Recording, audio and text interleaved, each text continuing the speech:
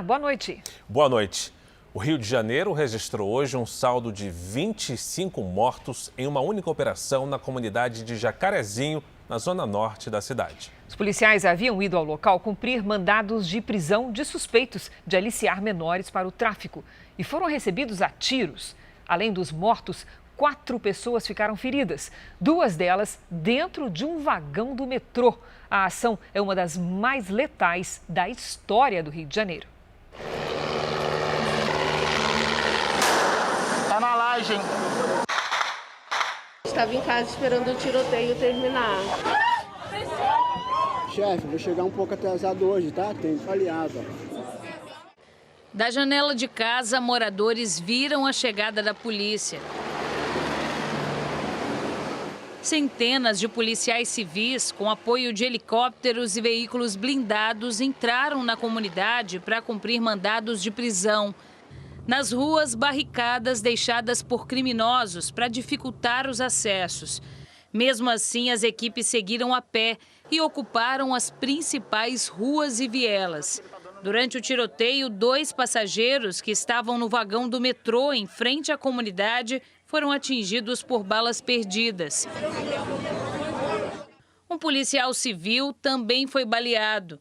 André Farias, de 45 anos, foi atingido com um tiro na cabeça. Ele chegou a ser levado para o hospital, mas não resistiu. A operação no Jacarezinho foi autorizada mesmo com a ordem do Supremo Tribunal Federal, que impede ações policiais em comunidades durante a pandemia, porque se enquadra nos casos de excepcionalidade. Esse foi o 10º tiroteio registrado no Jacarezinho esse ano. Além do agente, outras 24 pessoas morreram na ação.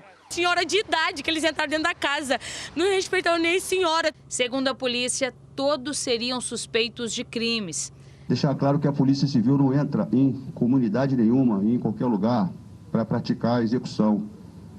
A Polícia Civil entra para cumprir mandados de prisão deferidos pela Justiça, dentro da legalidade, baseado em investigação policial, inquérito policial. Logo depois do tiroteio, moradores fizeram um protesto. Tentaram fechar o trânsito em uma das principais ruas do bairro. Na ação policial, pistolas e fuzis foram apreendidos. Munição antiaérea também foi encontrada. Os quase 40 mil moradores da comunidade do Jacarezinho acordaram com o barulho dos tiros. Muita gente não saiu de casa por medo da violência. Segundo a polícia, essa é uma das regiões com a maior concentração de armas da capital. Os tiroteios frequentes assustam e prejudicam o dia a dia de quem vive aqui. 3 postos de saúde da região fecharam as portas e a vacinação contra a Covid-19 precisou ser adiada. Mesmo no dia do próprio casamento, a Michele quase não conseguiu sair de casa. Ela teve que esperar uma trégua no tiroteio para conseguir ir ao cartório. Eu estava preparada para desistir do casamento. Então, quando eu senti que as coisas acalmaram, aí eu e minha filha, né, fomos pelos cantinhos até que a gente conseguiu sair da comunidade. Veja agora outros destaques do dia. Na CPI da pandemia, o ministro da Saúde evita polêmicas sobre decisões do governo. Supremo derruba norma que prorrogava as patentes. São Paulo tem fila no primeiro dia de vacinação com a Pfizer. Brasil passa a marca de 15 milhões de infectados pelo coronavírus. E na série especial, como a pandemia também tira o sono dos profissionais da saúde.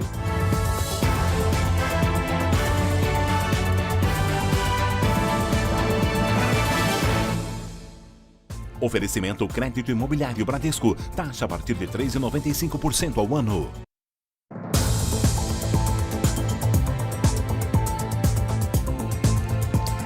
A cada hora, 10 crianças sofrem violência no país. E as agressões costumam acontecer dentro de casa. Segundo o Tribunal de Justiça de São Paulo, as escolas são cada vez mais responsáveis por reconhecer as vítimas entre os alunos e denunciar os casos às autoridades. Uma rotina de tortura para meninos e meninas.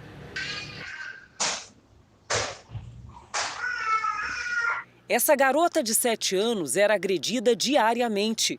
Com ferimentos pelo corpo, se alimentava de restos de comida e ainda recebia ameaças. Na minha casa, eu não quero que você entre e não colhe o que eu jogo no lixo. A menina ainda era obrigada a passar parte da madrugada de joelhos na cozinha, sem dormir. Um castigo imposto pela própria mãe, que foi presa depois da denúncia de vizinhos. Só no ano passado, o Disque 100 do governo federal recebeu mais de 95 mil denúncias de agressões contra crianças e adolescentes. Violações que incluem violência física, sexual e psicológica. Um caminho para reduzir esses números passa pela escola.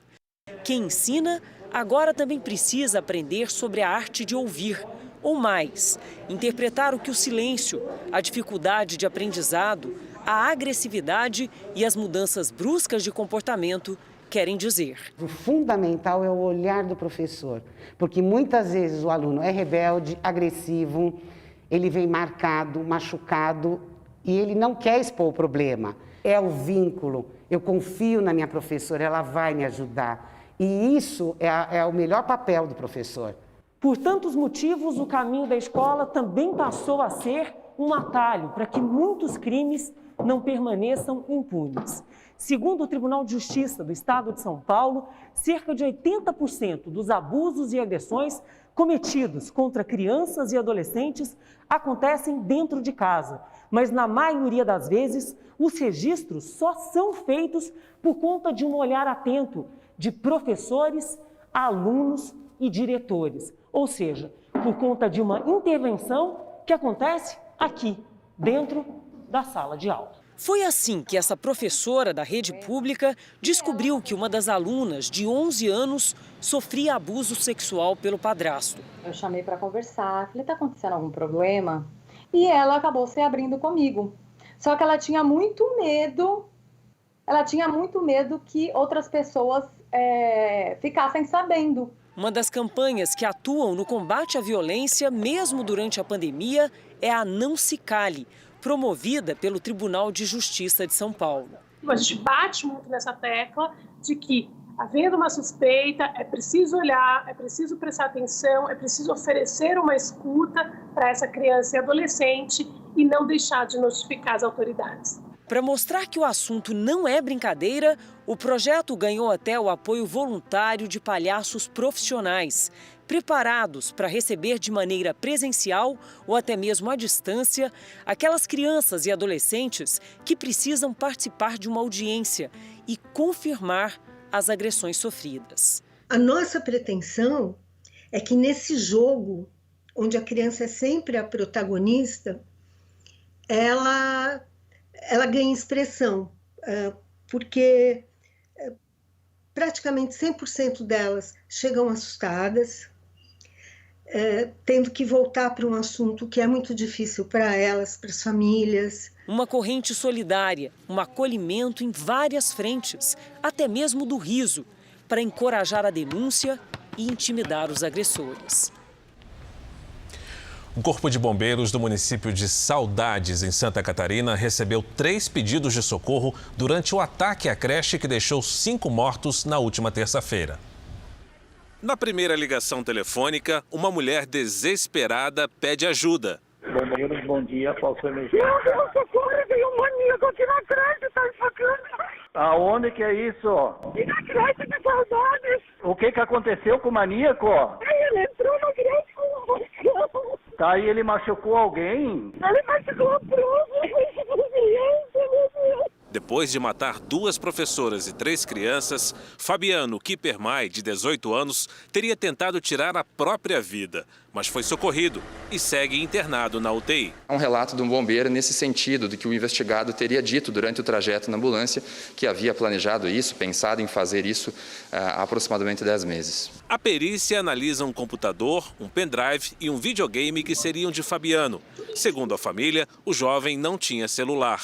A expectativa é de que nós consigamos, de alguma forma, descobrir as reais motivações, também saber se alguma terceira pessoa, alguém de alguma forma o instigou ou auxiliou. Alunos de uma escola pública fizeram hoje uma homenagem às vítimas do ataque.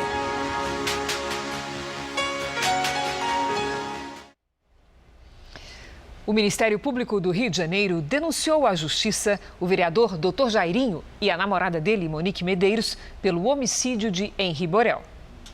De um lado, um padrasto cruel e violento. Do outro, a mãe omissa, que sabia o que o filho de 4 anos passava. Foi o suficiente para o Ministério Público denunciar o vereador Dr. Jairinho e Monique Medeiros, entre outros crimes, por homicídio triplamente qualificado e tortura contra Henri Borel. Para o promotor, Jairinho agiu por motivo torpe, ou seja, uma razão desprezível ao acreditar que a criança atrapalhava o relacionamento dele com Monique. Pela denúncia, o crime foi executado com meio cruel e impôs à vítima intenso sofrimento físico, tendo em vista as múltiplas lesões no menino, revelando uma brutalidade fora do comum, em contraste ao sentimento de piedade. Henri morreu no dia 8 de março e, desde então, o promotor entendeu que, até serem presos, Monique e Jairinho fizeram de tudo para atrapalhar as investigações. O Ministério Público também pediu à Justiça para que a prisão temporária do casal, que termina amanhã, seja convertida em prisão preventiva por prazo indeterminado. Além da gravidade do crime, o promotor considera que a liberdade de Monique e Jairinho pode prejudicar o processo com a coação e a ameaça de mais testemunhas. É óbvio que uma eventual não decretação da prisão dos acusados pode fazer com que essas testemunhas fiquem atemorizadas. Agora, compete à Justiça analisar todos os elementos de prova e tomar uma decisão que eu acredito também que deva vir em breve. A falsa enfermeira, flagrada em uma vacinação clandestina em Belo Horizonte, tinha um esquema que pretendia aplicar até 1.000 doses das supostas vacinas contra a Covid-19. A informação foi obtida pela Polícia Federal ao analisar trocas de mensagens. Nos celulares apreendidos com a falsa enfermeira e parentes dela, mensagens revelariam a intenção de vender entre 500 e 1.000 doses para um comprador não identificado. O lucro chegaria a R$600 mil. A gente está ansiosamente aguardando esses dados bancários, porque eu tenho certeza que vão aparecer aqui várias pessoas que terão que ser ouvidas. Até agora, mais de 100 depoimentos foram prestados. A investigação começou depois que vizinhos gravaram a suposta vacinação clandestina numa garagem de ônibus em Belo Horizonte no dia 23 de março. A falsa enfermeira Cláudia Torres, que aplicava as doses, foi presa, mas acabou solta dias depois. Um dos maiores desafios da investigação é descobrir o que de fato foi aplicado no braço das pessoas. Em busca da resposta, a polícia tem incentivado quem tomou a suposta dose a fazer exames de sangue. Se a gente conseguir no final apontar que todas foram vacinadas com uma substância que não era vacina, aí nesse caso, o meu entendimento é de que essas pessoas vão ser supostamente vítimas e não haveria imputação criminal a elas. O Jornal da Record traz agora os números de hoje da pandemia. De acordo com o Ministério da Saúde, o país ultrapassou a marca de 15 milhões de casos de Covid-19. São quase 417 mil mortos. Foram 2.550 registros de mortes nas últimas 24 horas. Também entre ontem e hoje, 61 mil pessoas se recuperaram. No total, já são 13.591.000 pacientes curados e 995 mil seguem em acompanhamento. Nós vamos voltar agora a falar da operação em que 25 pessoas morreram na comunidade do Jacarezinho, no Rio de Janeiro. A Defensoria Pública quer entender direito o que aconteceu. O repórter Pedro Paulo Filho traz as informações completas. Pedro Paulo, boa noite para você. Oi, Fara, boa noite para você, boa noite a todos. Olha, os defensores querem saber se houve excessos por parte da polícia. Para isso, eles vão ouvir moradores que procuraram aqui a Defensoria. Esses moradores alegam que muitas crianças ficaram traumatizadas.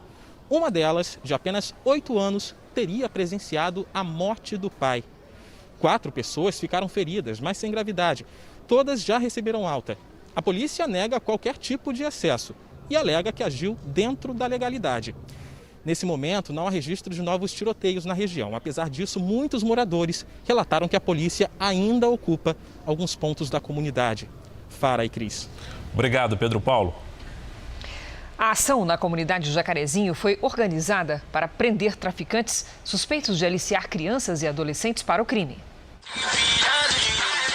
A feira de drogas ao ar livre tem de tudo: maconha, haxixe e cocaína. Em outros vídeos, é possível ver o trabalho de embalagem, transporte e até separação dos entorpecentes em barras finas. Nessa imagem, um fuzil com mira telescópica. Em outro vídeo, criminosos fazem mira com pistola e fuzil. Os vídeos foram obtidos durante a investigação que apura o tráfico de drogas na comunidade do Jacarezinho. As imagens chegaram a ser postadas pelos criminosos em redes sociais. Segundo a polícia, parte desses serviços é executada por menores de idade. O relatório do Disque Denúncia serviu de base para o trabalho dos policiais e mostra como os adolescentes são recrutados pelo crime organizado. Nos documentos, o relato de que crianças são usadas para levar drogas aqui na comunidade. Nas páginas do relatório, a informação de que um criminoso, conhecido como Tio do Tiro, leva adolescentes para o morro e os ensina a atirar. Nessa investigação foram identificadas 21 pessoas que praticavam roubo, furto, tráfico e até mesmo homicídios. O mesmo levantamento apontou que 5 delas entraram para o mundo do crime na adolescência. Foram recrutadas por traficantes antes de completar 15 anos de idade. A polícia afirma que uma das formas de aliciamento é o patrocínio de festas infantis na comunidade, ou liberando a piscina da casa de traficantes para que as crianças se divirtam. Não é razoável supor, como estava acontecendo, tudo isso devidamente registrado nas investigações, que crianças menores de idade sendo aliciadas pelo tráfico de drogas. Crianças, elas não filhas dos próprios traficantes. Isso eles não fazem. Eles acabam aliciando os filhos dos trabalhadores. Veja daqui a pouco. Na CPI da pandemia, o ministro da Saúde evita críticas ao antecessor e às posições do governo. E na série especial, trabalhadores da saúde driblam o sono e o cansaço na linha de frente contra a Covid.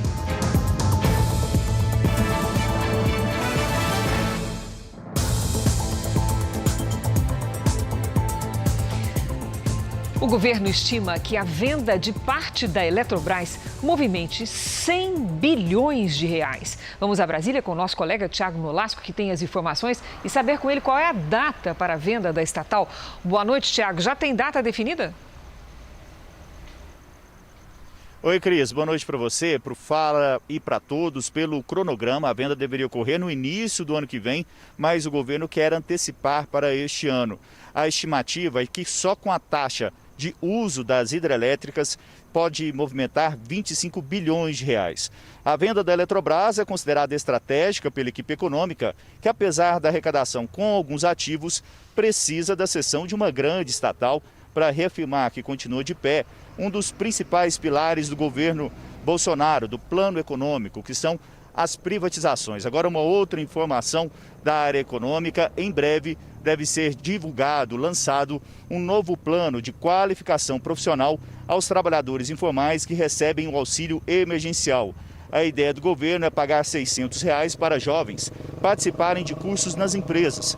Os custos seriam divididos com a iniciativa privada. A meta é atingir 2 milhões de pessoas. De Brasília, Thiago Nolasco.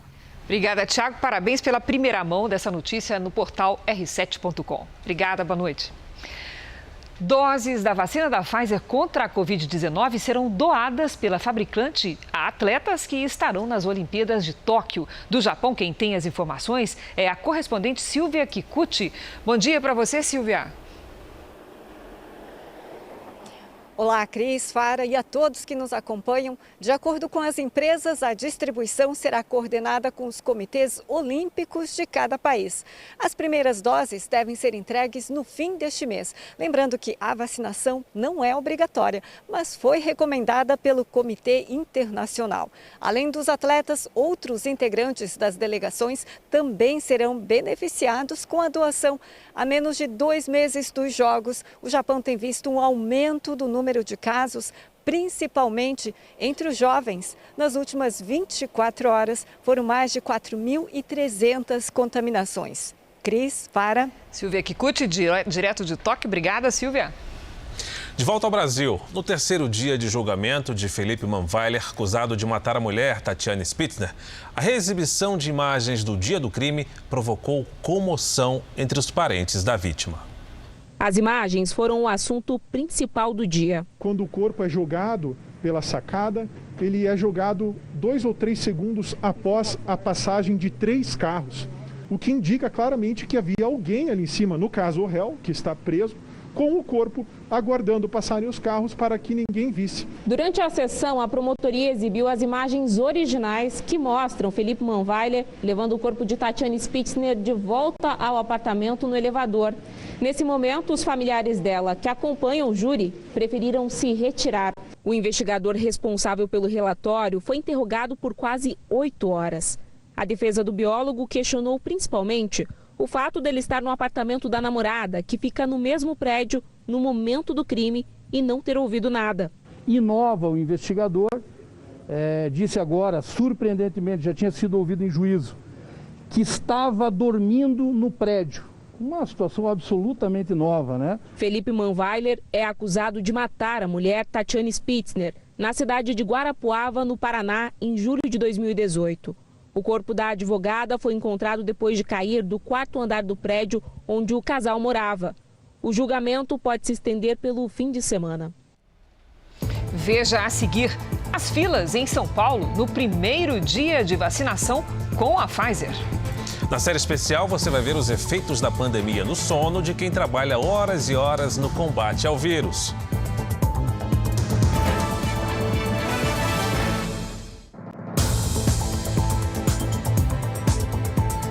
O Instituto Butantan liberou hoje mais 1 milhão de doses da Coronavac, que está em falta em 11 capitais do país. Também hoje começou a vacinação das pessoas de 60 a 62 anos em São Paulo, com a novidade do primeiro lote da Pfizer. Filas e mais filas em vários postos de saúde. Esse foi o cenário que marcou o início da vacinação contra a Covid-19 para o público de 60 a 62 anos, que representa mais de 400 mil pessoas só na capital paulista. Muita gente foi atrás da vacina produzida pela Pfizer, que entrou hoje na agenda do Programa Nacional de Imunização. Mas é um lote ainda muito pequeno. A orientação é não escolher o imunizante nessa fase da pandemia. A gente primeiro quer que todo mundo se vacine, né? E a fila a gente vai administrando, devagarinho a gente vai reduzindo a fila e vacina todo mundo. O mais importante é as pessoas terem consciência de que não é momento de querer optar entre a vacina A e a vacina B. É importante tomar vacina. Hoje, o Instituto Butantan entregou um novo lote de 1 milhão de doses da Coronavac ao Ministério da Saúde. Desse total, 226 mil ficariam para o estado de São Paulo. Muitos municípios paulistas contam com essa distribuição para conseguir colocar em dia a aplicação da segunda dose do imunizante. É o caso da cidade de Cajamar, onde mais de 1.300 pessoas já estão com atraso no calendário de vacinação. Ainda não tive resposta, mas assim que eles nos enviarem a informação do imuno, nós vamos buscá-lo e vamos agendar já de imediato a vacinação de todo esse grupo. O Butantan prevê entregar ao Plano Nacional de Imunização 2 milhões de doses na próxima segunda-feira e mais 1 milhão na quarta-feira. O Instituto Butantan afirmou que já solicitou à Sinovac o envio de mais 6 mil litros da matéria-prima para produzir 10 milhões de doses da Coronavac, mas espera receber apenas 2 mil litros. Nos preocupa muito, porque nós dependemos da chegada dessa matéria-prima o quanto antes aqui para regularizarmos a entrega ao Ministério. As liberações estão acontecendo, mas num volume menor do que poderia acontecer. Quer dizer, tanto o Butantan como a Sinovac têm capacidade de processar maior volume de vacinas. E exatamente a falta da segunda dose da Coronavac preocupa quem está na lista de espera para completar a imunização. Maria das Graças tem 63 anos e é diabética. Tomou a primeira dose da Coronavac no dia 3 de abril e deveria receber a segunda aplicação no dia 1º de maio. Mas o imunizante está em falta em Salvador. Fiquei preocupada, né? Não só eu, como muitas e muitas pessoas que estamos esperando com tanta ansiedade por essa vacina e na hora não ter. Aqui na capital baiana, 52 mil pessoas não receberam a segunda dose da vacina. E a prefeitura informou que ainda não há previsão de quando uma nova remessa de Coronavac vai chegar à cidade. Moradores de pelo menos 10 capitais brasileiras vivem a mesma situação. O estoque de Coronavac também acabou em Aracaju, Maceió, Recife, Fortaleza, Natal, Teresina, Porto Velho, Campo Grande, Belo Horizonte e Rio de Janeiro. A carioca Márcia, de 65 anos, deveria ter tomado a segunda dose ontem, mas sem a vacina, a data foi remarcada para daqui a uma semana.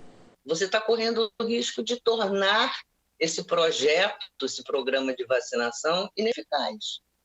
Porque a velocidade do vírus é imensa, o contágio é cada vez maior e as variantes estão aí. Apesar da preocupação, essa médica diz que, mesmo atrasada, o importante é tomar a segunda dose assim que possível. O que nós sabemos é que ela tem que ter esse esquema vacinal concluído. Ela precisa fazer uso das 2 doses da vacina para poder ter o seu esquema de imunização completo. O Ministério da Saúde diz que semanalmente faz reuniões com gestores estaduais e municipais para definir a orientação adotada a cada nova distribuição, com o percentual que deve ser administrado como primeira e segunda doses. Até o momento foram entregues 42 milhões de doses da Coronavac em todo o país. E ainda nesta semana, mais 1 milhão de doses da vacina do Butantan seguem para os estados. Foram cumpridos hoje mais de 100 mandados judiciais em diversos estados contra uma quadrilha que atuava no tráfico internacional de drogas. As ações ocorreram simultaneamente em 9 estados: Mato Grosso do Sul, Mato Grosso, São Paulo, Paraná, Rio Grande do Sul, Tocantins, Amazonas, Maranhão e Pará. A quadrilha foi monitorada pela Polícia Federal por 2 anos.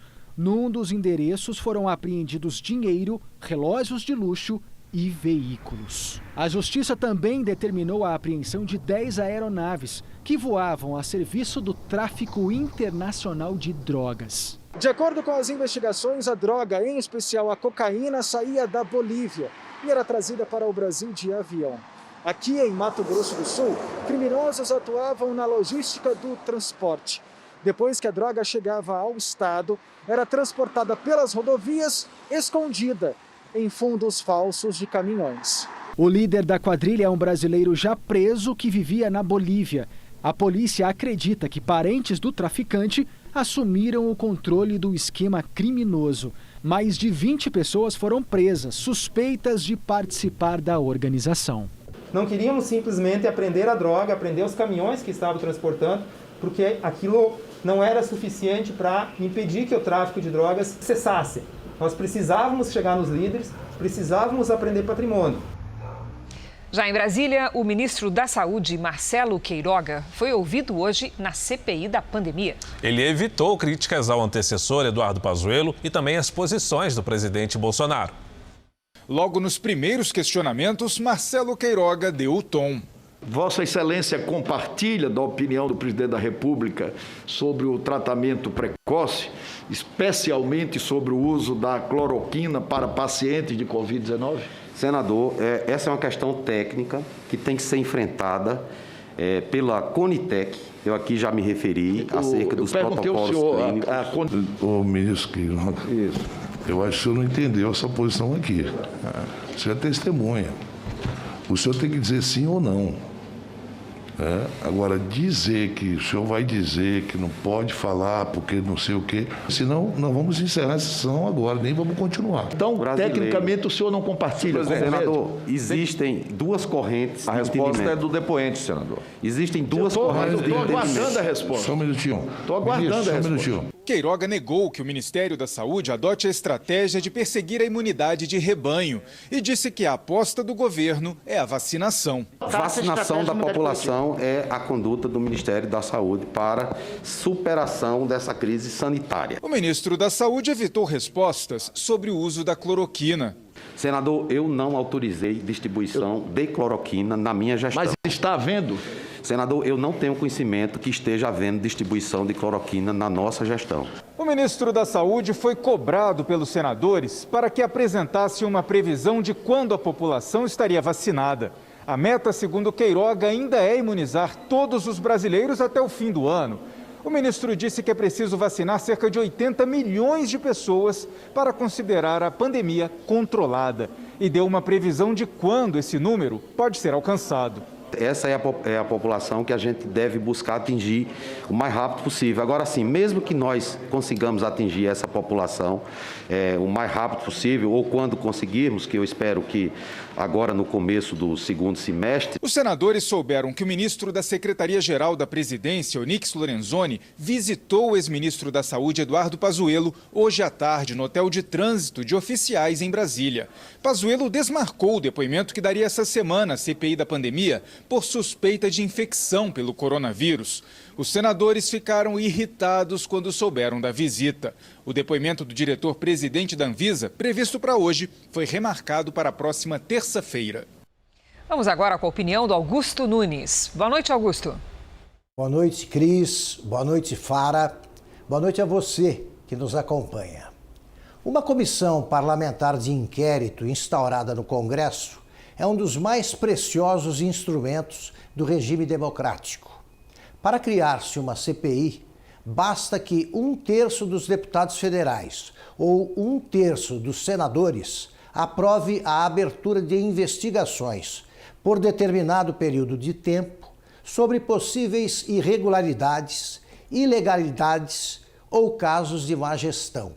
Enquanto durar, a CPI se vale de poderes e atribuições normalmente reservadas ao Judiciário. É justamente pela relevância que tem que nenhuma CPI pode ser desperdiçada. Isso acontece quando as sessões se transformam em intermináveis desfiles de oradores mais interessados em exibir-se ao eleitorado do que em fazer perguntas pertinentes. As primeiras horas da CPI da pandemia colheram informações importantes, mas perdeu-se tempo demais com discursos redundantes ou claramente inúteis. Se foi preciso um dia inteiro para inquirir-se um ministro que ficou 1 mês no cargo, como Nelson Teich, quanto tempo se gastará com depoentes que estão no governo desde o seu começo? Os condutores dos trabalhos precisam impor imediatamente a objetividade com que devem ser tratadas questões que interferem no destino do Brasil. Ainda durante o depoimento à CPI, o ministro da Saúde, Marcelo Queiroga, negou ter qualquer relação com a gestão do Hospital Santa Paula, na Paraíba. O hospital, que é ligado à família de Queiroga, teria sido reativado com recursos públicos antes de ser colocado à venda. A imprensa nacional está mancheteando que o hospital de sua família, que estava fechado, com dificuldades financeiras, foi recentemente reaberto com dinheiro público e agora colocado à venda. Eu não acredito em tudo que se diz, mas é verdade esse fato que a imprensa está reverberando? Qual é o hospital, senador? Hospital de sua família. Então, meu sogro tem um hospital chamado Hospital Santa Paula. Esse hospital estava alugado ao estado da Paraíba já há algum tempo, muito antes de eu assumir a minha condição de ministro. Eu não tenho nenhum tipo de relação com a gestão do hospital, de tal sorte que a informação que eu posso lhe dizer é essa. Muito obrigado, ministro.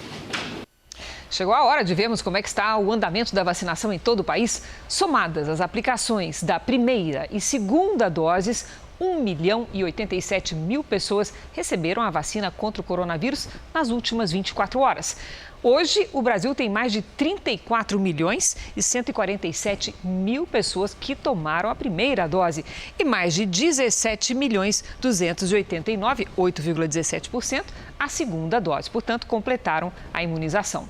São Paulo ultrapassou hoje a marca de 8.228.000 vacinados, com 17,78% da população dos moradores do estado que receberam a vacina. Ainda no Sudeste, Minas Gerais, que sofre com a falta da Coronavac em quase todos os municípios, aplicou a primeira dose em mais de 3.517.000 mineiros, 16,52% da população do estado. O Rio Grande do Norte, que espera a entrega da Coronavac para completar a imunização de 87.000 pessoas, vacinou com a primeira dose pouco mais de 530.000 pessoas, 15,7% dos moradores do estado. E ainda no Nordeste do país, o Piauí aplicou a primeira dose da vacina em 472.000 pessoas, isto equivale a pouco mais de 14% da população. No nosso portal r7.com, você pode acompanhar a situação de todos os estados no mapa interativo. A Índia registrou hoje uma marca preocupante: 21 milhões de casos da Covid-19. Só nas últimas 24 horas foram registradas 412 mil novas infecções. O país ainda teve o dia mais letal da doença desde o início da pandemia, 3.980 mortes. Para se ter uma ideia, a Índia é responsável por 48% dos casos da doença em todo o mundo. O Supremo Tribunal Federal derrubou a norma que permitia a prorrogação de patentes no Brasil. A decisão poderá gerar uma economia de 3 bilhões de reais ao SUS e pode incluir medicamentos usados no combate à Covid-19. Ela também deixa os remédios mais acessíveis ao cidadão comum. O placar do julgamento foi de 9 votos a 2. Os únicos a divergir foram o presidente do Supremo, Luiz Fux, e o ministro Luiz Roberto Barroso. Quando eu falei em efeitos sistêmicos, alguns medos reais, que é, às vezes, se provocar um efeito inverso. E, em lugar de conseguirmos produção de medicamentos no Brasil, porque protegidos, nós nos tornarmos o país dos copiadores ou o país dos importadores, se não se produzirem os medicamentos aqui, por considerar a proteção deficiente. Por achar, finalmente, que não é patente, sem trocadilho, a violação à Constituição, eu estou divergindo. O processo questiona a vigência de patentes por mais de 20 anos. Ele foi apresentado pela Procuradoria-Geral da República e poderá impactar quase 3.500 patentes de invenção, segundo o Instituto Nacional da Propriedade Industrial. O relator, ministro Dias Toffoli, defendeu o fim da extensão de prazo para medicamentos e para equipamentos hospitalares. A situação excepcional caracterizada pela emergência de saúde pública decorrente da Covid-19 nos coloca diante de um cenário de escassez de recursos destinados à saúde, os quais devem ser geridos de forma racional e eficiente, de forma a melhor atender a concretização dos direitos à saúde e à vida.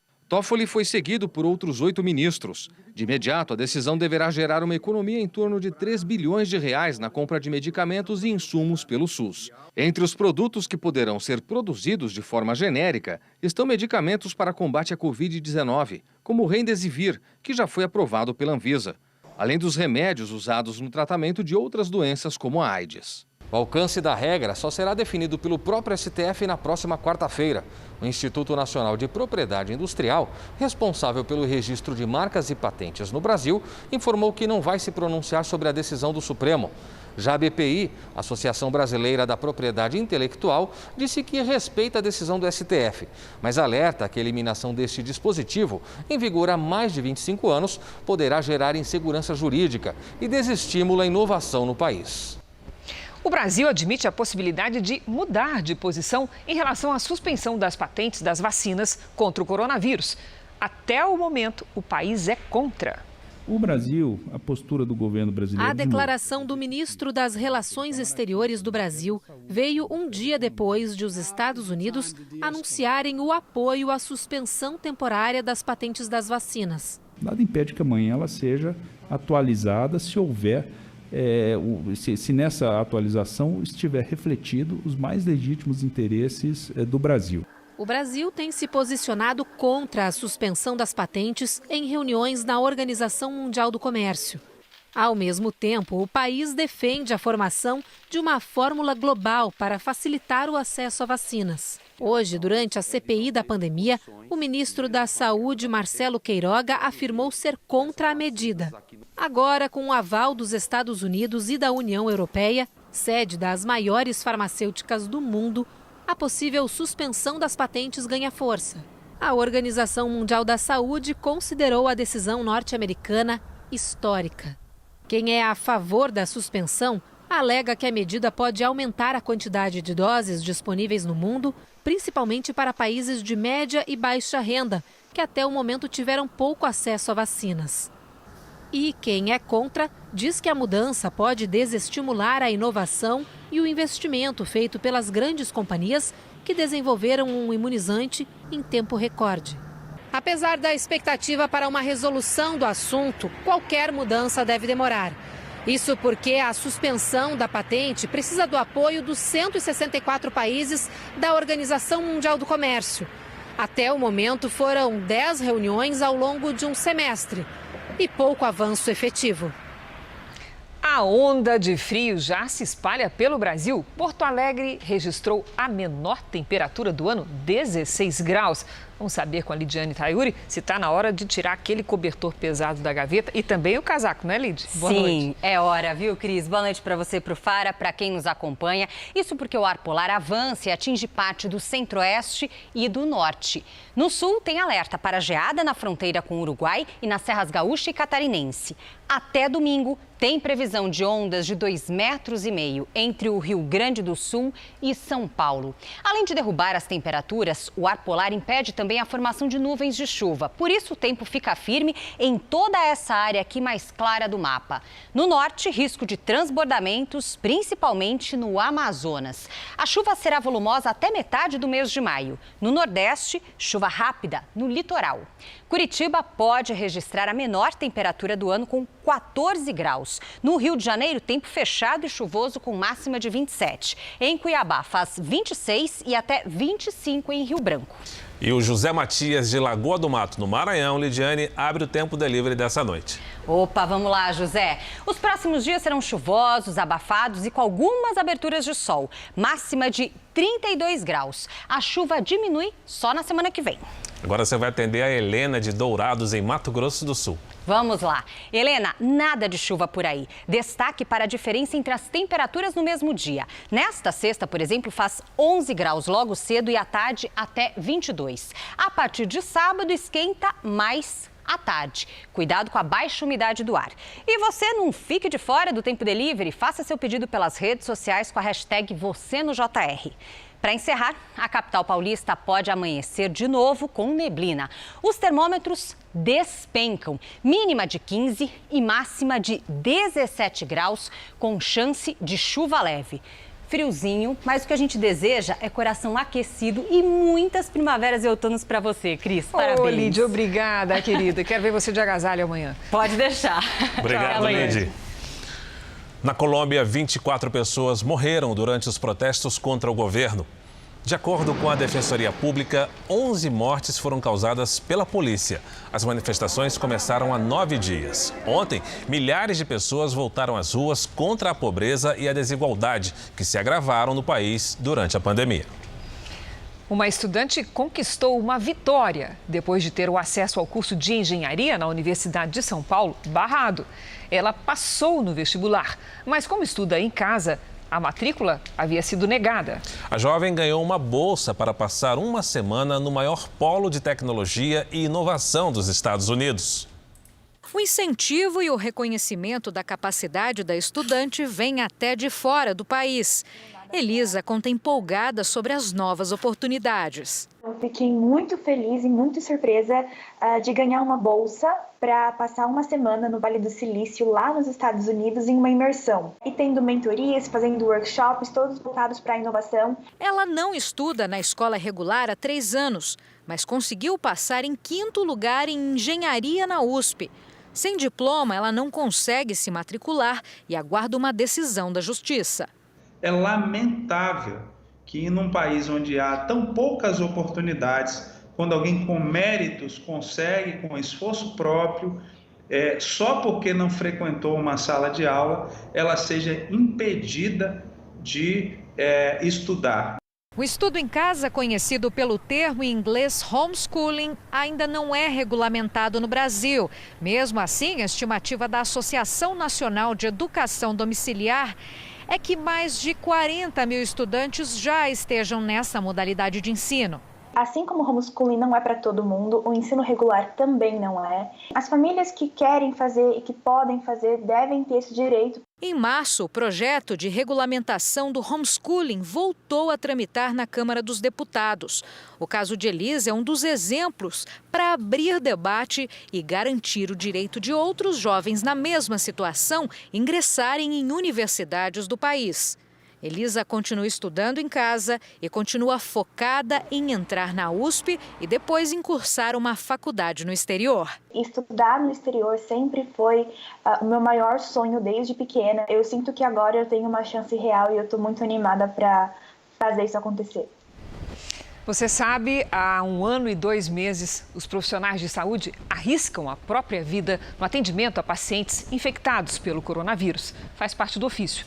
O que não quer dizer que eles não sofram com os efeitos colaterais da pandemia.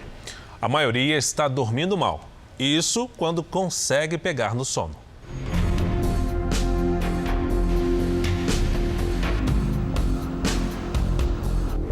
A pandemia trouxe uma nova realidade e muitas novas preocupações. A cabeça chega a pesar no travesseiro com tantas incertezas.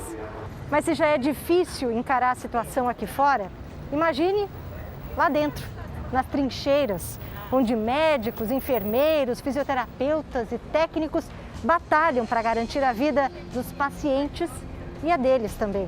Uma boa noite de sono para esses profissionais hoje em dia é um luxo.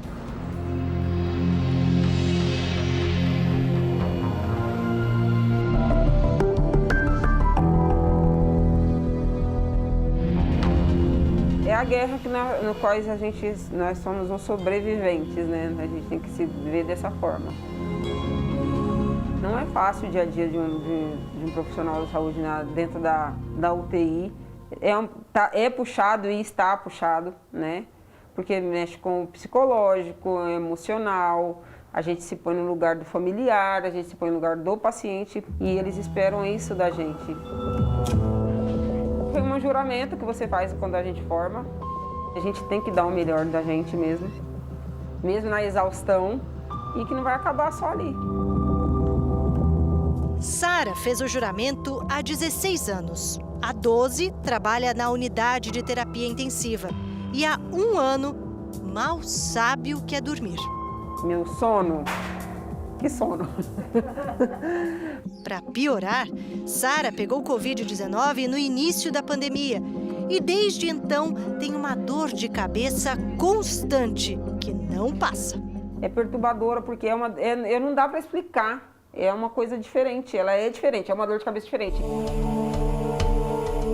Antes dessa entrevista, Sara passou a madrugada cuidando de pacientes da UTI. Atravessou a cidade de São Paulo para voltar para casa de manhã. Depois do plantão na UTI, depois dos afazeres domésticos, a Sara ainda faz a faculdade de odonto. E quando é que você arruma tempo para dormir, Sara?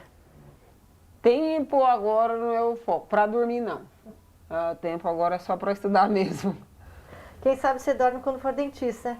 É o que a gente espera esse tempo aí. Já longe da pandemia, né? Uma outra rotina. Quem sabe quando ela for dentista. Porque hoje, A Sara dorme só quando tem folga, dia sim, dia não. E mesmo assim, muito pouco. Se eu deitar meia-noite, 1h, às 3 eu desperto e ali já acabou. Em 48 horas você só dorme 2 horas? Isso.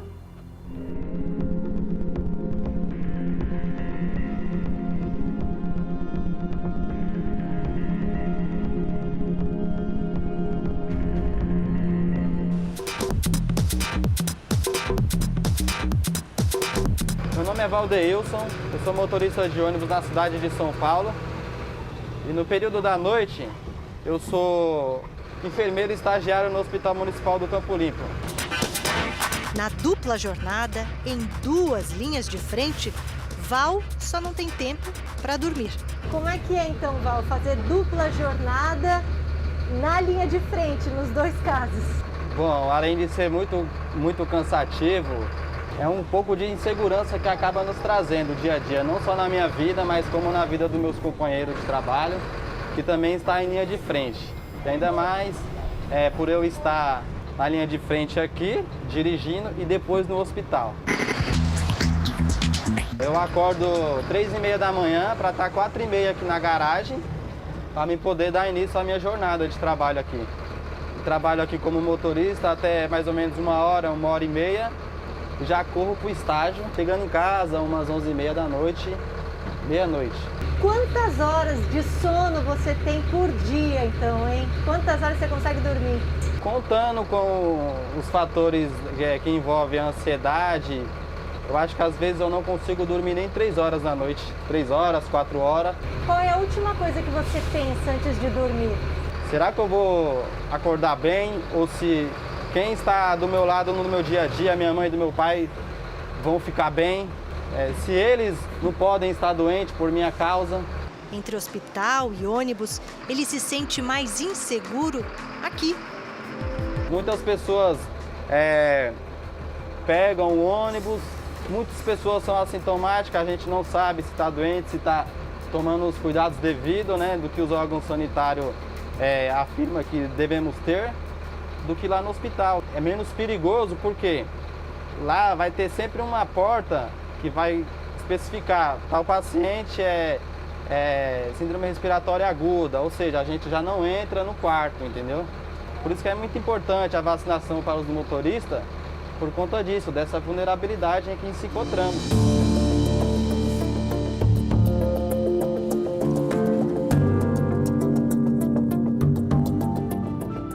O Val vai se formar esse ano e o sonho dele é garantir a saúde dos colegas motoristas.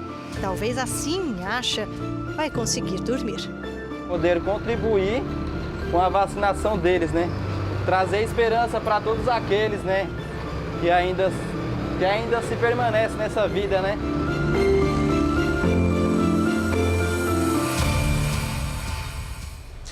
O Jornal da Record termina aqui. A edição de hoje na íntegra e também a nossa versão em podcast estão no Play Plus e em todas as nossas plataformas digitais. E à 00:30 tem mais Jornal da Record? Fique agora com a novela Gênesis. A gente se vê amanhã.